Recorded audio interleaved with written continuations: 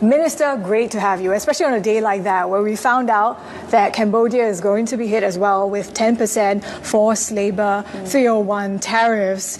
That is on the lower end of the range, but there is also the access capacity component that's yet to be determined. What is Cambodia looking at right now? Is it still going to be 19% at the end of the day? Good morning. Thank you for having me. Yes. Thank you for bringing up the topics. Actually, we all, at the moment, when we are finding out the decisions on Section 122 and 301s on excessive capacities, it's resulting in what we've seen as a ongoing discussion that Cambodia happened with the United States on our trading capacities. And yes, on the forced labors, we actually have taken additional steps with 3 Pacific ministry in line to enforce, to specifically show that we take great interest in preventing forced labor for importing into our countries.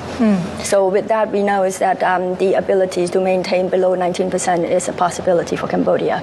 So are we looking at 10, 12, or somewhere closer to 18?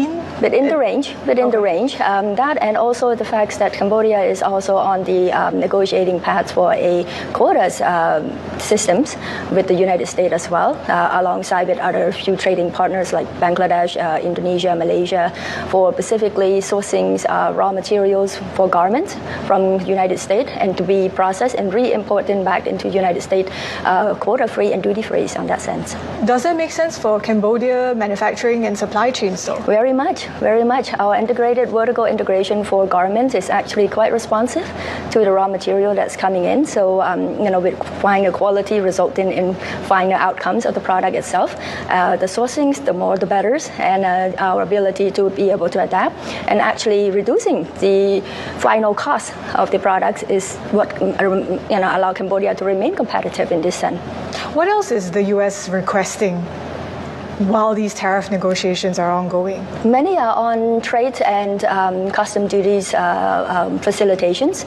We're looking at electronic communication. We're looking at modernizing the system so that our customs differences can be taken into consideration, and how we are actually facilitating a lot of other understandings like standardizations, licensings, and many of the processings of manufacturing itself.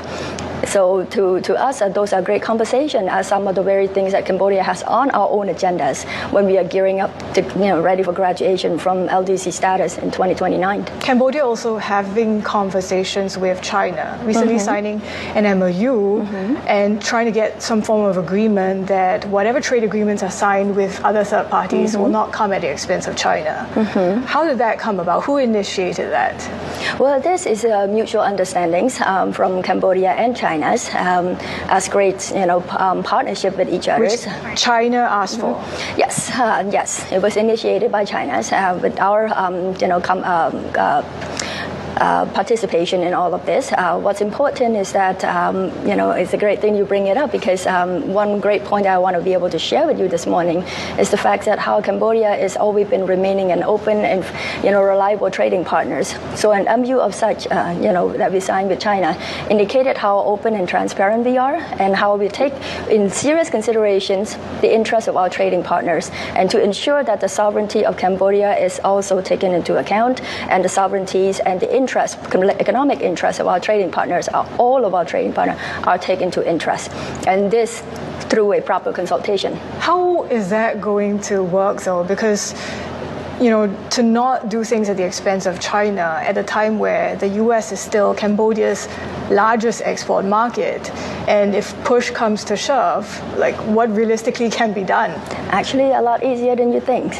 In the everyday manufacturing and process of everything, we see the incomings of it's both sides of interest. In fact, if you look specifically just at China's and United States as Cambodia's largest trading, import and exporting market, it's actually a complementary complementarity of each other's. So one would not be infringed upon another's at all. Cambodia would be serving as a platform that allowing a lot of the processings and the mobilization of economic activities, especially on the garment and footwears and textile Pacific industry, to flow in back and forth all across. So I believe it's actually enhancing an integration instead. So not something that I would be worried in the way you have had projected it. So.